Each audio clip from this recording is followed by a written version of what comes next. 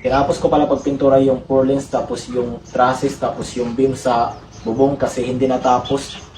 Napinturahan kasi ito pero hindi natapos, kaya ngayon tatapusin ko. Ito pa yung hindi napinturahan ng mga purlins, tapos mga trusses, tapos yung beam sa bubong. Yan hindi pa napinturahan, pipinturahan pa yan. Tapos dito, yan pinturahan ko pa yan. Dahil tapos na dito pagpintura, ito na naman yung titirahin ko na area.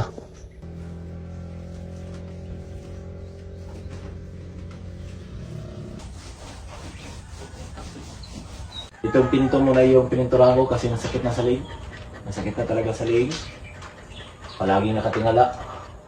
Nakatingala sa bubong. Ito muna ang pinto para gumanda rin to. Relax muna ako kasi malubog na yung araw. Gusto kong namnamin yung paglubog ng araw. Tapos iinom ng tsa. Ang sarap ng buhay.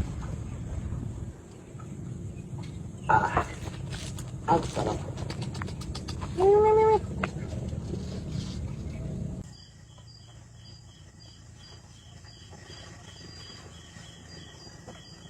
Ay, tapos rin.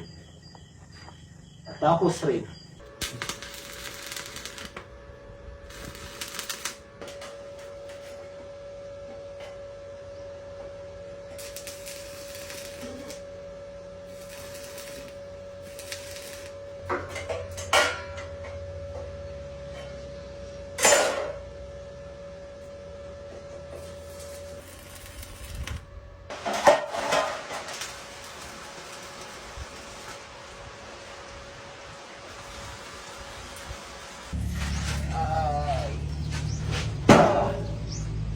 Ay, salamat. Tapos na. Hindi na matulog. Natapos ko na pagpintura yung kahoy sa bubong. Yan. Kulay black na yung kahoy. Tapos yung lamisa na ginagawan ko ng mga DIY project, yung mga molding design, nilipat ko dito kasi itong area na to gagawin kong shop. Ito yung shop ko ngayon. Dito ako gagawa ng mga DIY project. Gagawin ko tong studio. Kaya pinaganda ko para maganda naman.